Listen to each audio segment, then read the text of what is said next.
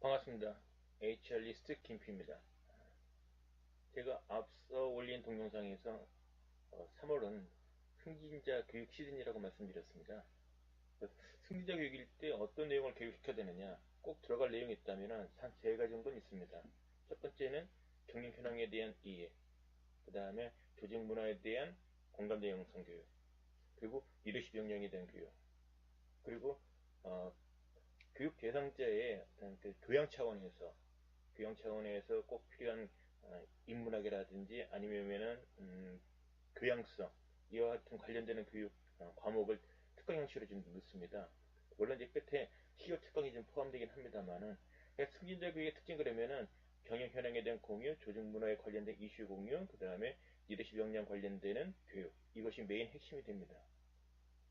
그런데 이들은 신임 대리부터 신임 부장까지 직책자가 아닌 신임 부장까지 승진자 교육의 의미는 직책자가 됐다는 것이 아니라 직책자가 되기 위한 성장 과정 단계에 있어서 신임 대리로서 신임 과장으로서 신임 차장으로서 신임 부장으로서 꼭 필요한 리더십 역량 개발에 필요한 교육을 승자 교육에 반영이 되는 겁니다.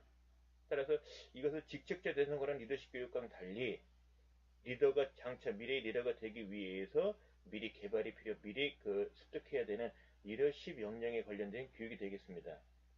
그런데 신임 대리 같은 경우는 다른 신임 과장이나 신임 차장이나 신임 부장과 달리 곧 가까운 시일 내의 리더가 되기보다는 리더를 성장하기 위한 첫 번째 단계에 해당이 됩니다. 따라서 이들한테는 리더십 교육이란 말보다는 다른 팔로우십 교육, 즉 팔로우로서 필요한 역량 개발이 오히려 더 적절한 표현입니다. 물론 회사에 따라서는 이 팔로우십 교육을 뭐 셀프 리더, 뭐 자기 리더, 특히 삼성 같은 경우 셀프 리더라는 표현을 쓰는데 어찌 보면 이건 립 서비스고요. 실질적으로는 리더가 아닌데 팔로지만은 리더 못지않게 그리고 미래의 리더가 되기 위해서 필요한 역량인 팔로십을 발휘하기 위한 교육을 주로 신임 대리 교육에 포함시킵니다. 신임 대리와 신임 과장은 인원 규모가 된다면 분리해서 진행하는 것이 좋지만은 인원이 적을 경우는 어쩔 수 없이 통합해서 운영돼야 됩니다. 이럴 때 딜레마가 신임들이 신임과장이 섞여 있는 교육을 리더십 교육으로 부르는 것이 맞냐? 아니면은 뭐 다른 말이 없느냐? 뭐 셀프 리더십. 그래서 신임 대리와 신임 과장 분리하면 좋지만 분리했을 때는 신임 과장의 경우 리더십 교육이라는 표현은 적절하지만은 신임 대리와 신임 과장이 합쳐져 있을 때는 리더십 교육보다는 팔로십 교육이라는 표현이 오히려 더 타당합니다.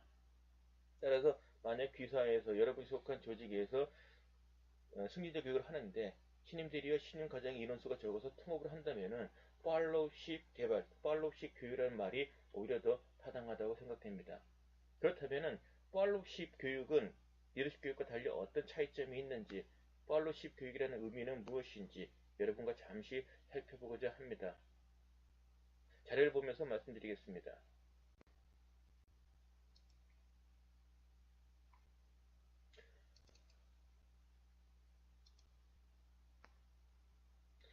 통상적으로 승진자 교육은 크게 두 가지 이슈가 됩니다. 팔로우십 교육과 부하 육성. 신임 차장이나 신임 부장 같은 경우는 곧 직책자로 승진할 확률이 높습니다.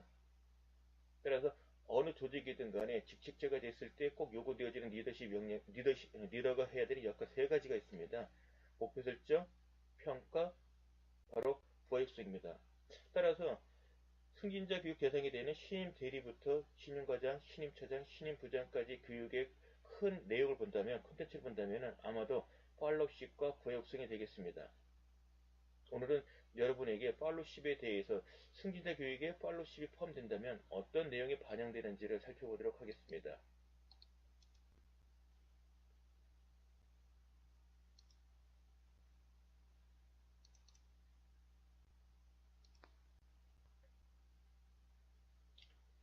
통상적으로 직책자가 되기 위해서는 리더십과 팔로우십 이 두 가지가 모두 겸비되어야 됩니다. 즉 직책자의 두 날개가 있다면 하나는 리더십의 날개, 하나는 팔로우십의 날개가 되겠습니다. 그래서 마치 사다리의 그 양다리처럼 어느 하나만 있으면은 완전한 그 리더가 되기는 어렵습니다. 그 안정적인 사다리가 되려면은 두 축이 있어야 되는 것처럼 온전한 리더가 되려면은 두 날개처럼 리더십과 팔로십 이 두 가지를 갖춰야 됩니다. 그리고 모든 조직에서는 이론에 상관없이 리더가 아닌 다른 사람을 부를 땐 우리는 통상적으로 팔로워라 부릅니다. 그리고 리더와 팔로워는 궁극적으로 발달된 그 바람직한 팔로워의 모습은 리더의 모습과 진배가 없습니다. 따라서 리더의 모습에는 리더십 그리고 팔로십을 갖춘 그 두 가지가 겸비된 모습이 온전한 모습이라 볼 수 있겠습니다.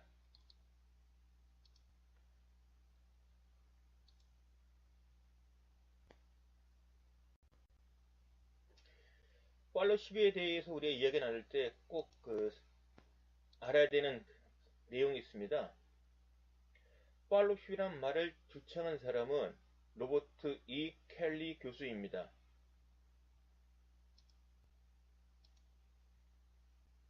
시중에는 어, 포털 또는 뭐 그 서점, 인터넷 서점에서 팔로십을 검색을 하면은 로버트 켈리보다는 켈러만이라는 하버드대 여성 교수분이 책이 뜹니다. 양 그림이 있는 그림인데요.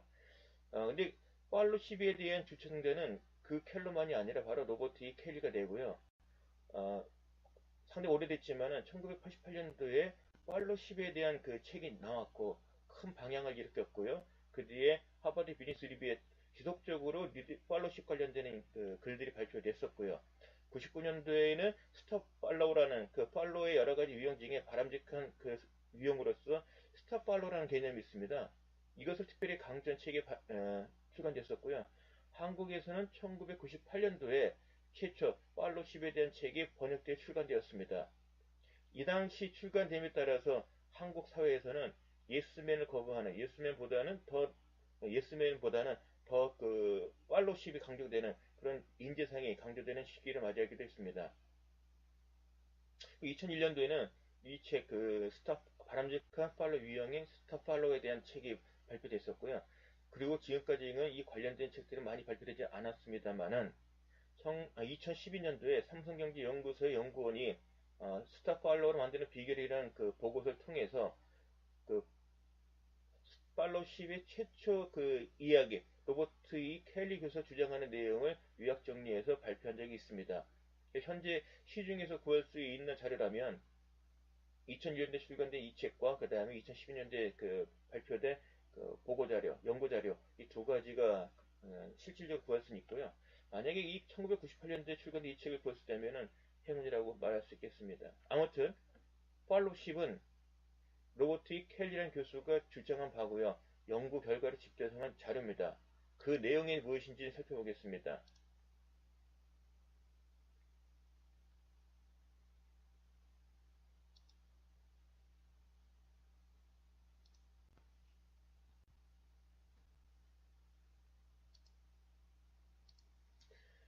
로버트 켈리 교수는 자신의 글을 통해서 팔로십은 철저한 자기관리, 조직에 대한 헌신, 용기, 성실, 신뢰가 가는 사람, 자기관리라든지 이런 부분에 있어서는 완벽한 자기 분야에 대한 전문성을 기본으로 한 철저한 자기관리, 그리고 어, 조직에 대한 헌신 또는 뭐 책임, 이와 같은 부분, 주인의식, 이런 부분이 포함된 개념이고요. 포인트는 팔로우십이라고 얘기했을 때 이 팔로우는 추상적인 개념보다는 아주 명확한 능력을 갖추고 있는 사람의 총칭이 되겠습니다.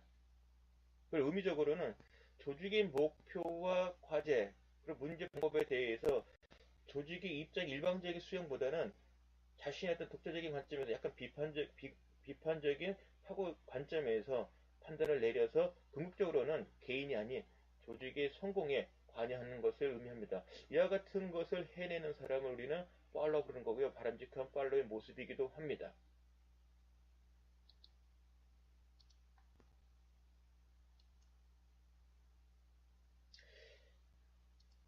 스티브 교수는 자신의 책에서 팔로우의 유형은 크게 5가지로 분류를 합니다. 물론 진단지가 있고요. 포인트는 두 가지 축, 소극적이냐, 수동적이냐, 또는 적극적이냐, 능동적이냐의 강약에 따라서, 그리고 독립적이냐 비판적이냐, 의존적이냐 무비판적이냐에 따라서 크게 네 가지 그 축으로 나눌 수 있고요.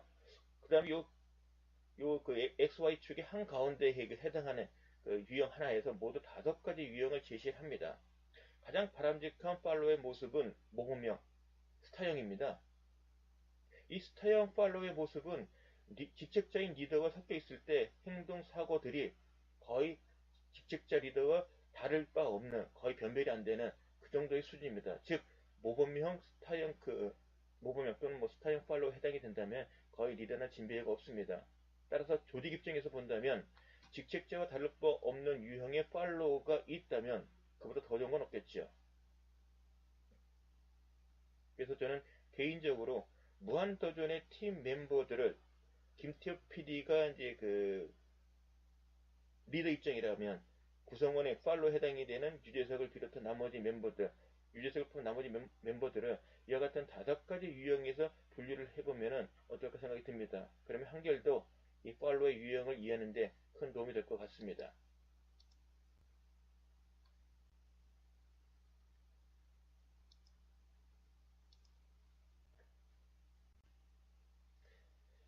팔로우 10의 개념을 알고 팔로우 유형을 안다는 것은 그 자체로 중요한 게 아니고요. 결국은 직책자가 될 때까지 팔로우로서의 필요한 능력, 필요한 역량을 개발을 해야 되는데 궁극적으로는 직책자가 되기 바로 전 단계까지는 스타형 팔로우로서의 모든 특성을 갖춰야 된다는 얘기입니다. 따라서 승진자 교육을 통해서 신임들이 신임과장, 신임처장, 신임부장의 기본적으로는 팔로우로서의 필요한 능력을 모두 다 이수를 해야 되는, 갖춰야 되는 그런 관점을 가질 필요가 있고요. 그럴 경우 가장 바람직한 스타형 팔로우가 되기 위해서는 크게 두 가지 관점에서 그 작게는 모두 네 개의 그 특징을 갖고 있습니다. 이와 같은 것을 직책됐을 때까지 개발해야 된다고 봅니다. 펼쳐보면요. 스타팔의 특징은 크게 두 가지입니다. 리더와의 상호작용, 그다음에 조직 성공의 기여. 즉 얼핏 보면은 리더인지 아닌지 헷갈릴 정도로 리더와 거의 유사하다는 거죠. 리더를 보완하는 팔로우, 직원할 수 있는 팔로우, 그리고 조직의 목표와 함께 가는 팔로우, 끊임없이 도전하는 팔로우. 상상해 보십시오. 리더가 아닌데 이렇게 해낼 수 있다. 그리고 이와 같은 팔로우들이 한 조직에 가득하다. 당연히 그 조직은 경쟁력이 어떻겠습니까? 뭐 말할 거 없겠죠. 자, 지금 말씀드린 것처럼 간략하게 그 팔로우십에 대해서 말씀을 드렸는데요. 어, 승진자 교육을 준비를 할 때 신임들이 신용가자 인원수가 적다고 교육을 안 할 것이 아니라 인원수가 적더라도 꼭 필요한 교육을 그걸 해야 됩니다. 그럼 한다고 했을 때 여건상 뭐 충분하지 않으면 꼭 필요한 내용이 뭐냐? 저는 감히 이야기합니다. 팔로우십 교육이 필요하다고요. 자, HRD 담당자 여러분 또는 뭐 각 조직에서 교육 업무를 담당하시는 분이라면 승진자 교육을 앞두고 있다면 인원수가 적어서 망설이고 있다면 그리고 여러 가지 해야 될 일은 많은데 아직 결정 못하셨다면 저는 감히 말씀드립니다. 이젠 팔로우십 교육을 승진자 교육에 반영을 해서 직접 한번 해보시죠. 과연 여러분들의 승진자는 과연 팔로우 유형 중에 어느 유형에 가까운지 한번 확인해 보시기 바랍니다. 그런 어, 과정이 있어서 저는 여러분에게 작지만은 도움을 드리고자 합니다. 자, 오늘은 승자 교육 중에 교육 내용 중에 팔로우십에 대해서 살펴봤습니다. 경청해 주셔서 고맙습니다.